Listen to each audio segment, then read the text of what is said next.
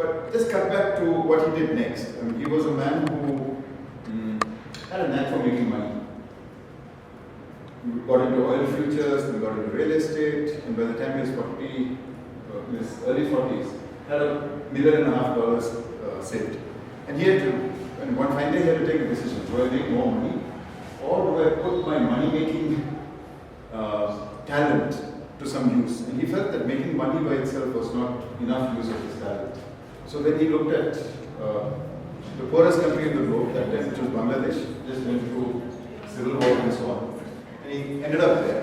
And like a designer, I mean, he was actually like a hammer looking for a nail. But slight difference, he didn't have a solution. He went looking out for problems, and he found a problem of water in Bangladesh, which is flooded for several months of the year, at least in the area that he was working. And he found this counterintuitive problem where people have a problem getting irrigation water in a delta, which is in a delta kind of area, which is flooded quite a bit of the year. So he developed, he borrowed the idea from a Norwegian engineer, which is a trailer pump, and set up a company called IDE, NGO called IDE, and it's a huge NGO. It works in 19 countries, has an annual budget of $20 million plus and so on. Once he retired from IDE, he saw some flaws in it, in the sense that this IDE model was scalable only on the back of philanthropic money. And philanthropic money is fickle. In fact, the last few years of his life, of his work as chairman of IDE, he spent the last 5 years actually running after Bill and Melinda Gates Foundation.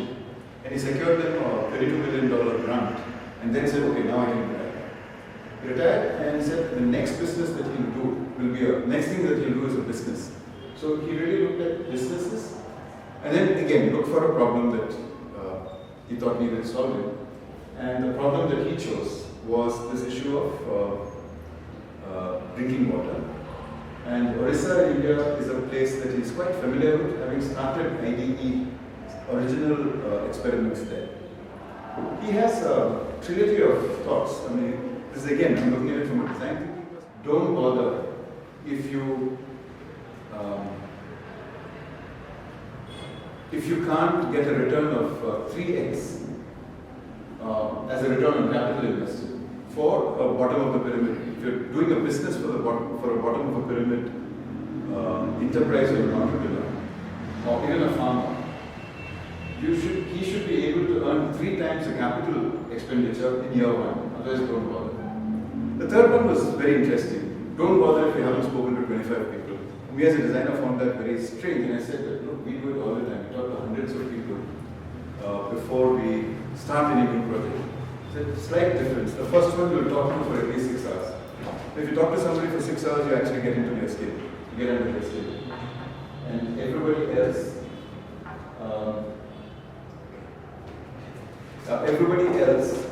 we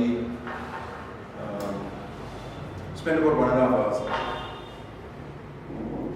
So very often, and I'll come to this, I'll cover some of these things hopefully in the little presentation that I made. I'm already 10 minutes in, 5 minutes in. I'm just going to show a small film on this company called Spring Health. Plant produces enough chlorine to purify water in 50 villages every day. The business uses street theatre, door-to-door campaigns, and water testing campaigns to educate people. ଆମର ସମସ୍ତଙ୍କ spring health ପାଣି ପିଉଛୁ ପିଇବା ଦ୍ୱାରା ସମସ୍ତଙ୍କର ଦେହ ପାଇଁ ସୁସ୍ଥ ହେଉଛି ପେଟ ରୋଗ ଗ୍ୟାଷ୍ଟ୍ରିକ୍ ଛୁଆମାନଙ୍କର ପ୍ରୋବ୍ଲେମ୍ ଏସବୁ ଭଲ ରହୁଛି ଆମେ ସମସ୍ତେ ସ୍ପ୍ରିଙ୍ଗ ହେଲ୍ଥ ପାଣି ପିଇ ସୁସ୍ଥ ଅଛୁ ଆମ ଶାଶୁ ଶ୍ୱଶୁର ଦାଦା ଶ୍ୱଶୁର ଖୁଡ଼ୀ ଶାଶୁ ଆଉ ଦିଅର ଦେଢ଼ଶୁର ଯାଆ ପୁତୁରା ଝିଆରୀ ସମସ୍ତେ Our customers pay 3 rupees a day for 10 liters, which is enough for a family of 5 for a day.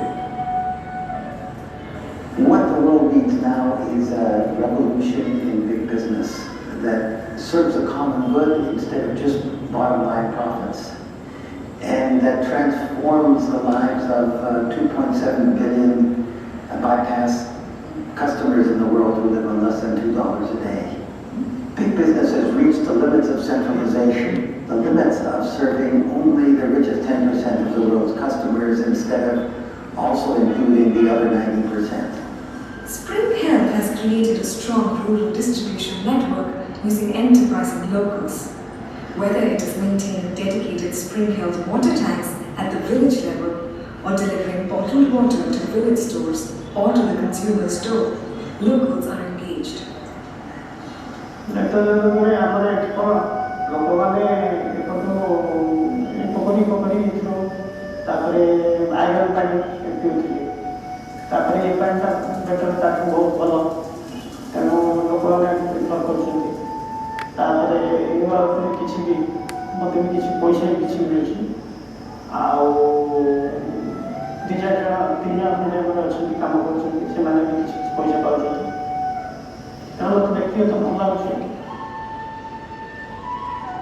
In 2011, when we started with 2 villages and 100 families, we never realized it would be so big.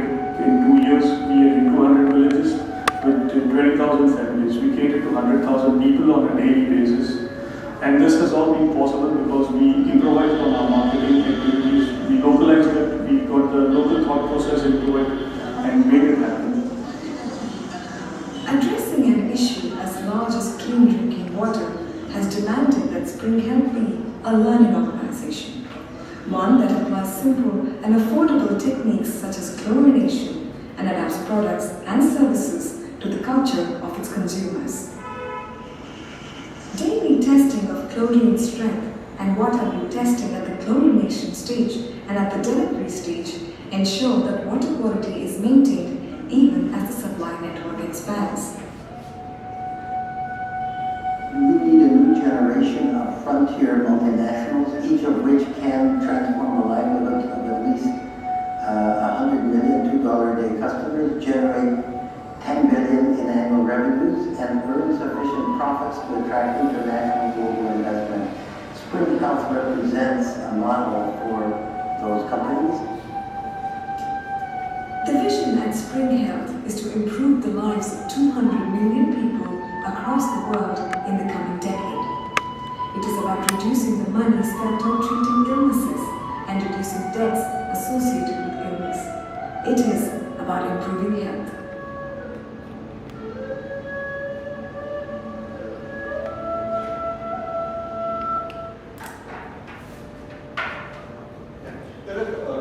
When we look at the first thing on what one of the first lessons I learned on my first trip into the village with Paul was visiting one of the women who was a customer of ours, and she was drinking water, out of an old Coke bottle, and she was swigging it straight down. And to Paul and me, she made nimbu pani and gave it to us in glasses, and to her husband as well. So 3 of us were drinking nimbu pani out of metal glasses, and she was drinking straight out of the bottle. So we just decided to ask her why straight out of the bottle and why she wasn't drinking out of the glass. We made an assumption that because she was a woman, she didn't get a glass. Her answer just knocked the socks off us. She said that I feel good drinking out of this because have you seen Salman Khan on TV? This is how he drinks, right? Because there was a thumbs up ad there, when he chases after something and then grabs a bottle and he's drinking straight out of it. It completely changed our perspective from providing what we thought was a functional solution to an aspirational solution. And this whole question of branding and so on became quite important. So one of the things that we ended up doing then was to design a sort of a custom-made can for Spring Health water with a tap on it. Now, previously we used to supply it to them. They used to come with containers and take it home, put it in buckets with lids on top, stick a ladle into it and pull out the water. We banned that practice because of recontamination of water. Asked them to use screw top containers. We introduced jerry cans. Jerry cans, we found that children find it very difficult to take water. So again, we do these rough and dirty experiments all the time. We monitored houses with jerry cans. In the same house with a dispenser, we found that the water consumption doubled. Now, since our basic intention other than selling water, is also to make sure that health impacts improve. We had to figure out easy ways of getting at data. Now, typically for healthcare situations, the accepted norm is that of a double-blind study, and this is what the JPAL organization, the Jameel Poverty Action Lab in MIT, for example, has developed. They've developed these impact double-blind studies. Horrendously expensive to do. We don't have the money to do that. So we devised a way of getting data, lean data, and then drawing insights from it. We also looked at double-blind studies that had been done in other parts of the world, and then try and extract information from that. So one of our directors is a woman named Danielle Lantan, and she used to be with CDC, Center for Disease Control in Atlanta, in the US, and she's an expert in chlorination in conflict countries.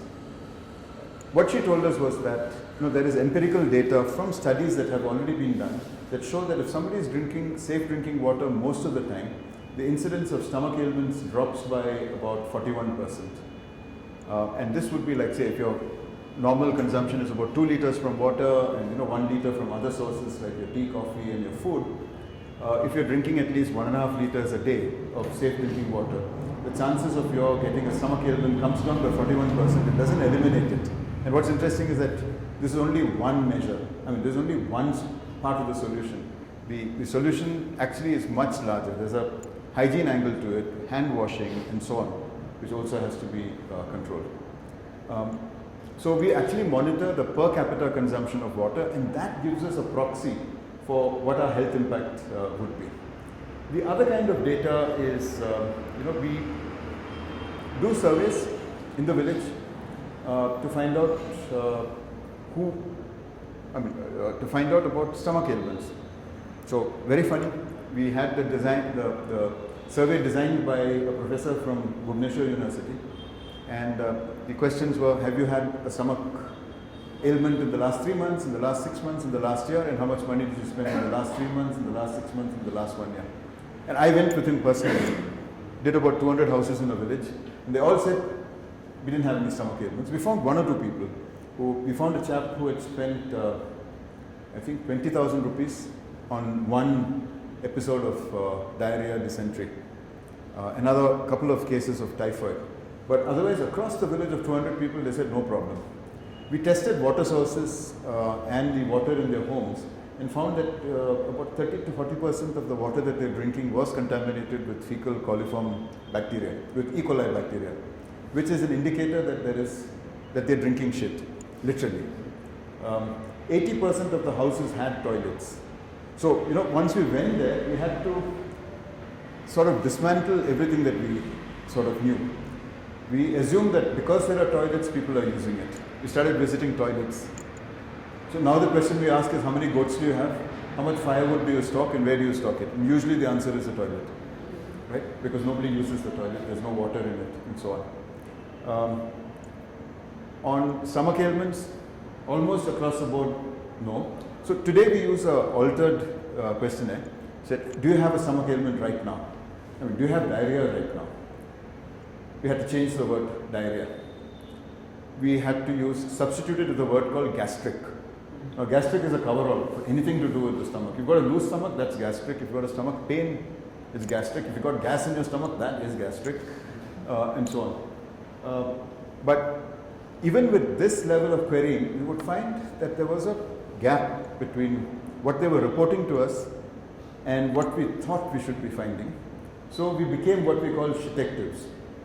We walk out to the shitting field in the village, and every village has a shitting field, and just observe the shit there.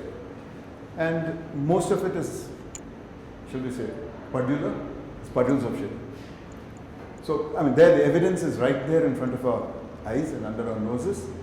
But our professor from Bhubaneswar never noticed this, that he was getting 100% no stomach ailment. So this is the problem of when we take things for granted. We sort of mix up aspiration versus functionality. And one of the things, the real import of what we were doing, I realized when visiting a few families that were buying our water and not buying our water. And they had children of the same age. And they were more or less the same income class because they were next to each other. And in Orissa, the villages are by castes and by occupation. They call sahis. So two adjoining houses, two children, one very healthy, and the other scrawny and malnourished.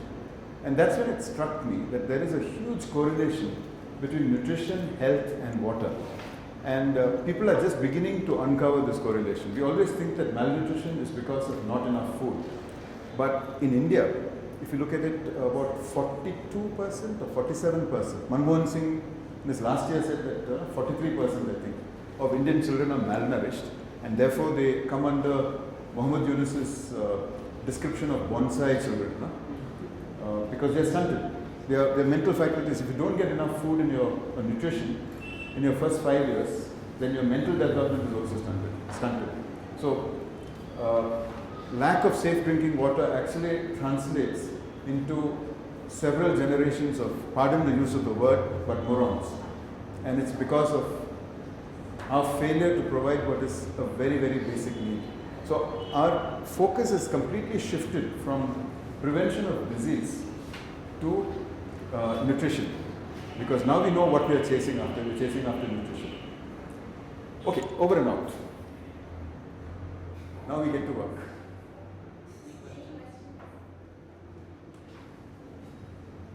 So, this is our business model which we like. So, at Distillery and these companies, what's the difference like Okay. what we are providing cheap drinking water? So I think the basic issue, I did not touch on the business model at all, but the basic difference between, let's say, a distillery and a Spring Health is that we have two goals, and one is required to achieve the other. We have to be economically and financially sustainable and profitable to be able to deliver our social impact. So we are about social impact at the end of the day. But to deliver the social impact, we have to be profitable. For a distillery, the social impact is secondary. That's well, it happens. But and one could question whether they do any social impact really. But yeah, you and I can travel and not fall sick thanks to distillery. In terms of the business model itself, most community schemes fall apart. So I remember being in Orissa on 27th of January, I think it was 2011. And on 26th of January, before I left from Bangalore, we downloaded the RWSS data for the state of Orissa, which had just been updated on 26th of January. It was Republic Day and I remember that date. So 26th of January, I downloaded data, and RWSS stands for Rural Water Supply and Sanitation Scheme. The government of India, Orissa spends about 1,500 crores a year on this program. I visited 5 villages, and all 5 villages were listed in that. 100% covered, 100% covered, functional. Not one village had a functioning rural water system. The pipes were laid, in some cases the pipes had been stolen, pipes were broken, everything is there, the transformer is burnt out. And the moment a public service stops functioning, it almost immediately attracts vandalism. The day that, if you don't fix it in, like say, 2 or 3 days, it's going to get vandalized. So almost across the state, things were vandalized. And we did a sort of an economic calculation. We figured that to get drinking water into every house in Orissa would cost the government 120,000 crore rupees. And it would take them about 15 years at the rate of 1,200 crores to reach that, or something like that, to reach that target. Our model, while it does not cover every, there is a choice element. People can choose or not choose to take our water, and in both cases they pay for the service. In the government model also they pay for the service. Our model also they pay for the service. We've added an extra thing there, which is water gets delivered to their home, which is again a status symbol. So 98% of our customers actually opt to have the water delivered to them at an extra cost. You've all seen the Dr. Water thing out here. Dr. Water doesn't deliver. A lot of the student work that I've been seeing actually is centered around how to get the water into people's homes. And the people who are poor can't really spend the time to come and take it here. It's a perverse logic, but the poor will pay to get the water to their home because they can't afford to go and get the water because it's an opportunity cost. So these are some of the sort of counterintuitive things that we found. But coming back to how this model scales, we have a village level entrepreneur who is a Kirana shop owner. He sets up a tank. We set up a tank with his well water. We have a chlorinator, electrochlorinator that produces chlorine solution from salt water and a bit of electricity. That is taken by our staff, added to the tank. Our staff waits there for half an hour for it to take effect, measures the free residual chlorine. After half an hour, there's free residual chlorine, the bacteria are dead. If there's no free residual chlorine, you need to add some more and wait some more. So we've got a model where the only thing that we are carrying is the chlorine. We're not carrying water with us. And then that village entrepreneur then has a business of selling the water, and he also makes additional money delivering the water. So it's usually an add-on business. So much like in Naveen's case, your health workers, in many cases this is not the sole occupation that they do. It's an additional income. It's disaggregations, you're supporting. Yeah, so every village has an entrepreneur. And our most recent version of this is where we involve the community in the form of self-help groups. Our information dissemination is actually done by people like ASHA workers and so on, because they are respected people. So we have set up a sort of a model where we identify influencers in the village, then they have to invite us to come into the village. We explain the economics to the entrepreneur. And right now, I think in 27 villages, we have the kiosks run by women's self-help groups. And 54 villages, they are doing the marketing for us, out of 250. They're doing the marketing for us. And going forward, we see this becoming more and more like a community model. And this came out of a disaster that we faced. A couple of years ago, we ran out of funding, and there didn't seem to be like any funding coming. And it looked like we had to shut down the company. So we said, okay, if you're shutting down the company, how do we make this service continue without us? And we said, let's hand it back to the community to run. We sort of estimated that, at that time we were about 100 kiosks. We said out of the 100, maybe 50 will survive or 30 will survive when we handed it over to the community without the professional management structure. Fortunately, we were able to raise money. I'm right now in a situation where I'm again out of money. But now we've learned how to type. So we've hunkered down, we've stopped our marketing, we've stopped expanding. Operating with a skeleton team until money comes in, and then we start expanding again. And broken down the teams into what we call scout teams, build teams, marketing teams, and operate teams. So it's all operated for scale. In a good time, when we are funded out, we can expand at the rate of 25 villages per month. But we are also finding out is that this fast expansion is not good because you have to build up capability in the village. So we've had to relook at our model completely. Practices of water consumption and things will also change, right? From village to village. Yeah. Practices of water consumption. No, we are operating in a sort of a contiguous area. Okay. Yeah. But so right now, when you're talking about scale, Yeah. and talking about the number, a huge, let's say, million, and you want to kind of, let's say, scale it to, I don't know, Rajasthan or some other places. Then again, the question is, how it has to begin at some level, right? To understand, go the same sort of thing. You have to go through the same process. You might be able to cut down the process a bit, but we also find that a lot of these techniques are transferable.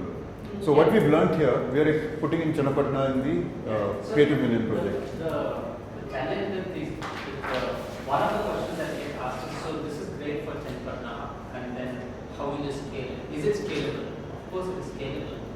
But when usually businesses talk about scale, they talk about it up and running in many sense. Yeah, I think commercial businesses like to look at things with a cookie cutter approach. They don't really allow for, I will say to the huge caveat, you get aloo McTikkie burgers in McDonald's in India, but it took them some time to figure out that they needed to do this. And probably today, so there is, I guess, cross-fertilization that is happening. A lot of the learning that I'm getting from running a Spring Health business actually gets applied in my mainstream consulting work for commercial companies as well. So Spring Health is being, the methods we are using right now for a manufacturer, the world's largest manufacturer of carpet tiles. We're setting up a social business for them to take care of their downstream. But also in terms of the fact that we are actually having to work with multiple Exactly. so they have free ones. We just have to fill like the outer thing is like a smaller change a little bit according to state. But at the end of the day, water is making it. Yes, And it's yeah. not them. There's a frame and there's a frame and then things. But Is it the frame that's conveying or the experience that's conveying? If you have been successful in research, can you? We are saying that the frame can't continue as it is. You have to go there. But what about the people? The experience that people will have will be very useful. Like you say, No, but again, if you have framework, then supposing I have a framework, and I have framework, these people will go inside. And then there is a new law in Rajasthan, and you're with me, and you learn, you can actually do it. There's no longer person. But Jacob, when you hand it over to the entrepreneur and set the process up for the tag and stuff, is it for free or is it a loan? Is it loan now? How do you It becomes a major cost, but the entrepreneur puts in a joining fee of 5,000 rupees. He got skin in the game. Okay. And we interact with him every other day. What So about there's him no is thing of return or investment from. he makes 15,000 bucks in the first year as his profit. And so. And then subsequent years it goes up. But you don't have to recover the cost of your. We recover our cost. We recover it in about, he recovers his cost in about 7 months. Okay. We recover our cost in about 11 months. So we'll start off with the I guess you always start off with the discussions, which is good. And Jacob also talked about what we sometimes take for granted, right?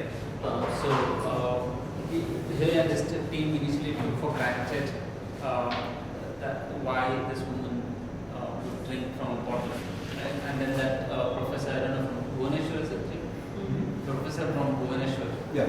He took for granted his survey methods, not really looked at the field conditions, right? So let's maybe start to think about, when we think about communities, and not necessarily communities, but health and well-being in general, and what is it that we take for granted as designers?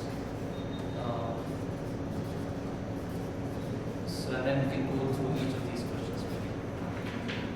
So that's one question which I wanted to ask was what is good quality technical? So That's a really valid question. Yeah. like